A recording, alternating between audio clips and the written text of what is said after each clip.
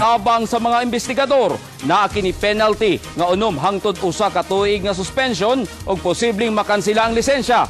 Karon unta gitagal sa SAGSD pero nangayo extension ang Davao Cavaliers. Nagdumili silang muhatag og pahayag sa ABS-CBN.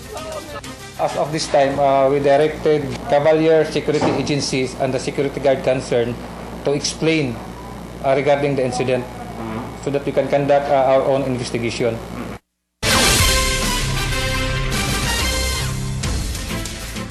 Birthday karon adlaw ni Mama Mary. Busa ni karon sa Davao City ang imahe sa Inapuon Bato kon Our Lady of Peace and Good Voyage.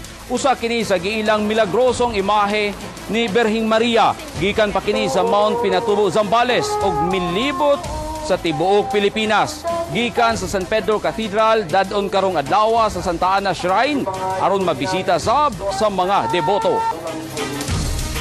Kay doon na iyang mensahe nga siya dalhon procession sa Mindanao niya sa mga certain places kay aron mohatag og kalinaw. In preparation also to the coming birthday of Ina, September 8. Dito po sa City Hall, tatanggapin po siya sa opisina ng ating mayor na si Sara Duterte.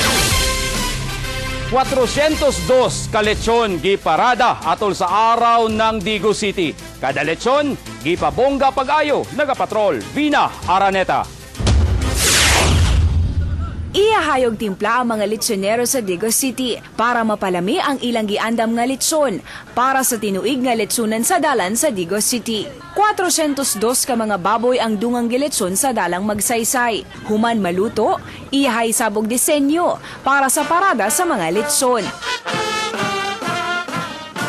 Sama ni ining mga lechon nga gibutangan og corona og headband. Kining usa, gikaluan, naka-shades ug nakatabako pa. Naigaaryos og mga lamas. Hinungdang daw naglaway ang matag maagian sa parada. About 400 kalitsyon. So this is a record practically. So that goes to show we are growing.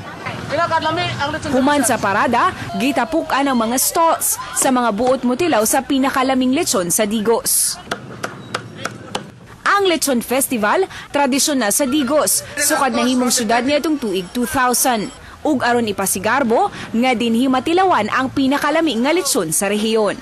Biski wala na sa usawan pa, okay na kayo ang lechon. Sa ulog ta sa ikanapulo ka tuig, diin na himong syudad ang Digos. So there is reason for us nga mag-enjoy ta. Lami nga walay sama. Naglaom ang mga Digosenyo nga pinaagi sa ilang Lechonan Festival. Mailhan ng Digo City, isip isa ka lugar, din pwede matilawan ang mga lamiang lechon. Vina Araneta, Patrol ng Pilipino, Digo City. Nadakpan sa Philippine Drug Enforcement Agency kon PDEA Digo City niadtong Sabado sila Amil Kasan Manampan Pagadatan alias Mil nga nakuhaan og usa ka sachet sa shabu og si Konkon Samad alias ka Jekol kinsa nakuhaan sab og 7 ka sachet sa shabu. Nadakpan sab sa PDEA 11 sa laing bypass operation niadtong Setyembre 2 sa gabi sa Bacaca Road, Davao City sila Marlon Hao og Brian Adalid nga nakuhaan og 2 ka sachet sa shabu. Sa laing bypass operation, nadakpan sab sila Dennis Ambat og Jerry Huston. Nakuhaan sila og 3 ka sachet sa shabu. Sa Santa Ana Police Station, gidakop ang usa ka 17 anyos nga lalaki nga nakuhaan og 5 ka gagmayng sachet sa shabu diha sa Barangay 76-8 Davao City pasado alas 11 sa gabi. Barkada. Kita nila ning minor nga nakuratan niya ni aksyon og dagan tapos naigigunitan nga shabu.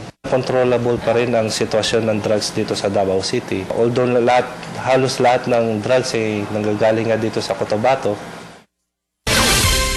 Breaking news mga kapamilya, usa ka driver sa tricycle nga si Ernesto Jaime ang gipusil patay pasado alas 4:30 kaganiha sa crossing Puan, Davao City. Base sa mga nakakita, nag-pick up og pasahero ang biktima dihang kalit nga gipusil sa lalaking nakaitom. Posibleng giatangan ng daan ang biktima sa suspect. Giimbestigahan pa sa Talomo Police unsay motibo sa pagpamusil.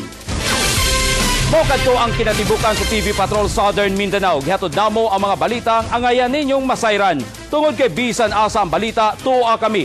Nag-alagad kaninyo sulod na sa 21 ka tuig, bisan asa sa kalibutan. Mayong gabi.